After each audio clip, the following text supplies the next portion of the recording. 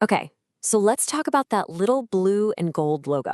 You see it literally everywhere, right? On storefronts, websites, probably in your wallet right now. It's basically a passport to buying things. But what's really going on behind that logo? There's this massive, complex system that most of us never even think about. Today, we're going to pull back the curtain on one of the biggest and maybe most misunderstood companies on the planet. I mean, really think about it. When you tap your card or phone to buy a coffee, what is Visa actually doing in that split second? Are they giving you the money? Are they your bank? The answer is no. And trust me, what's really happening is way more interesting. All right, so first things first, we have to start by just completely tearing down the biggest myth of them all. This is the one that gets everything wrong about how we see this financial giant. That's it. That's the big one. Visa is not a bank. They don't issue your card. Your bank, like Chase or Bank of America, does that. Visa doesn't decide your credit limit, they don't set your interest rates, and they're definitely not holding your money. So, if it's not a bank, then what on earth is it? The whole secret is in something called the four-party model. And here's the twist. Visa isn't even one of the four parties. Think of it this way. Visa isn't playing the game. They own the entire stadium, the field, and the rulebook. They're the infrastructure that lets everyone else play. So here are the four actual players. You've got you, the cardholder. You've got the store, the merchant. And then you have two different banks. Your bank, the one that issued you the card, and the store's bank, the one that takes the payment. Visa is that invisible web that connects all four of them, making sure the right messages and the right money get to the right places securely in like a blink of an eye. So if Visa is just the network, how did it get so powerful? Well, it's because their real product isn't that piece of plastic in your hand. It's something much, much bigger. Meet VisaNet. This is the heart of the whole operation. It's one of the most insane payment networks on the globe. And just look at that number, over 65,000 transaction messages every single second. It's this massive, high-speed nervous system that powers global commerce. Honestly, this is the perfect way to think about it. Visa is like the air traffic control for money. The air traffic controller doesn't own the planes, they don't own the airports, and they don't own the cargo.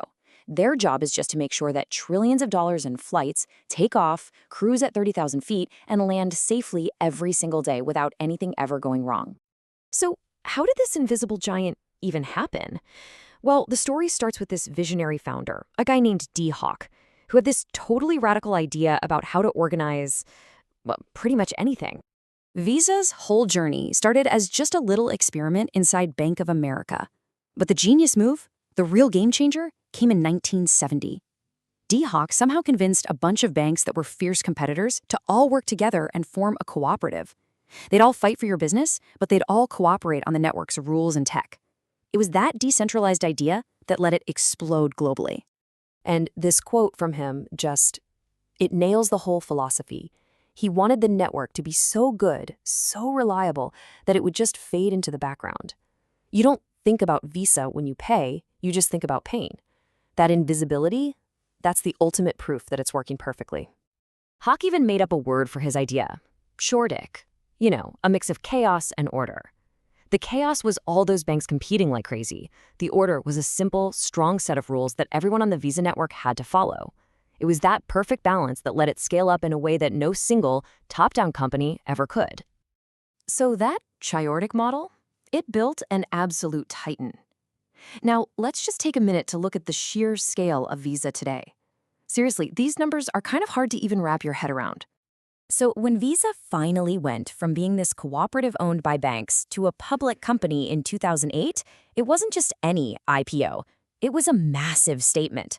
The price tag? A jaw-dropping $17.9 billion, one of the biggest IPOs in U.S. history. And that kind of valuation comes from its unbelievable reach. Right now, today, there are almost 5 billion Visa cards out there in the world. Just let that sink in. That's more than half the population of the entire planet. And yeah, all those cards are getting used. The amount of money flowing through VisaNet in a single year is almost an imaginary number. We're talking $15.2 trillion with a T. It's just staggering. But here's the thing. Visa is not just resting on its laurels. To stay dominant, it has to keep evolving. And a huge part of their strategy is playing chess. strategically buying up other companies to make sure they control the new frontiers of finance. You can totally see their playbook in action right here. Buying Visa Europe, that was about getting the whole global team under one roof. Grabbing a company like Verify, that was a power play to dominate fraud prevention. With Earthport, they're not even just about cards anymore. They can move money straight from one bank account to another. Every one of these buys is a strategic move to own another critical piece of the money puzzle. Okay, so all of this is leading to the big question. What's next? In a world where payments are just becoming invisible background noise, what does the future of a company like Visa even look like? This right here, this really sums up their huge pivot. Visa is trying to transform from a company that runs a card network into a platform for all kinds of money movement.